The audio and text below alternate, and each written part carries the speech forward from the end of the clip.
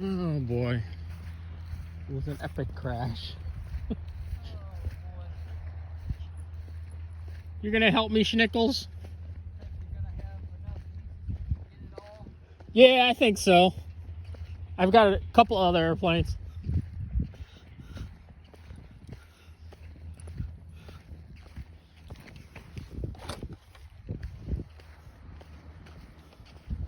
Oh, that's the end of that. Well, I would have had that crash on video, but what happened was the wings folded. The wing folded in the middle as I was doing a inverted loop. I had rolled the plane and I was trying to loop it, and the wings just snapped in half and it went right into the ground.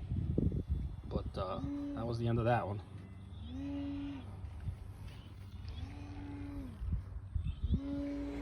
Model Man Frank here. How y'all doing?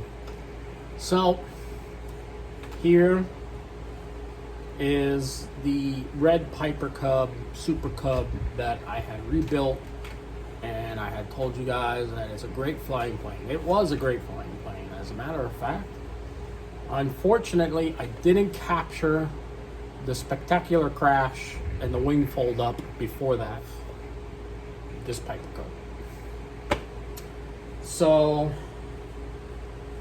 as you can see, the aircraft, the wings folded ever so spectacular. It had a catastrophic failure.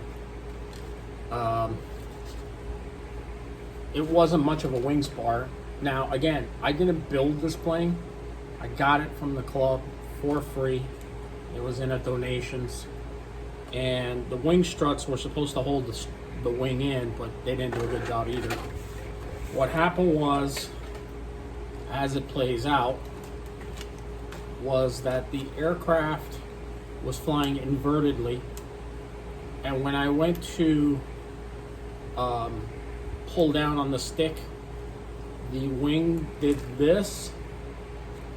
This one separated and kind of fluttered down to earth. This one continued to fly down with the plane, and when they touched the ground, everything went all over the place. As you can see in the photo and one of the videos that I took of the aftermath, it was in many different places.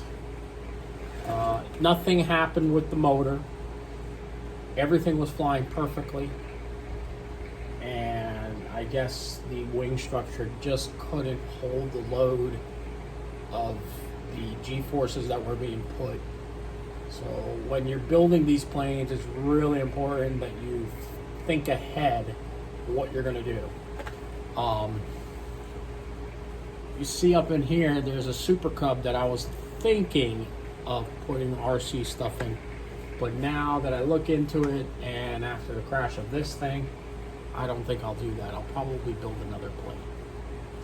But that's it for that Cub. So I will...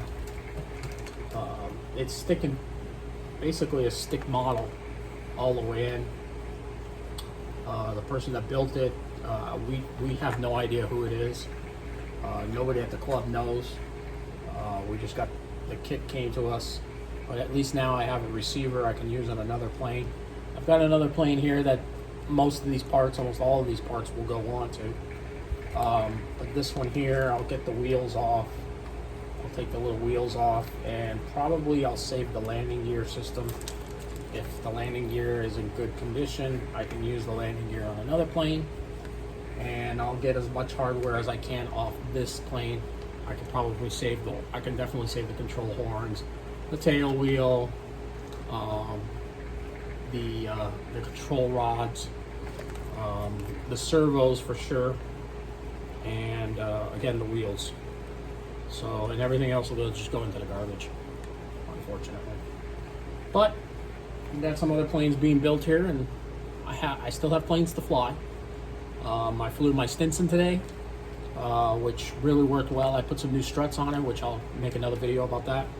And I flew my glider. Got that up to 300 On the second flight, it was 303. On the first flight, it was 460 feet. So almost 500 feet. Caught a thermal and just kept going up. So followed some buzzards that were flying in the area. But again, that's it for today. As you can see, not much more to talk about. Model Man Frank, out.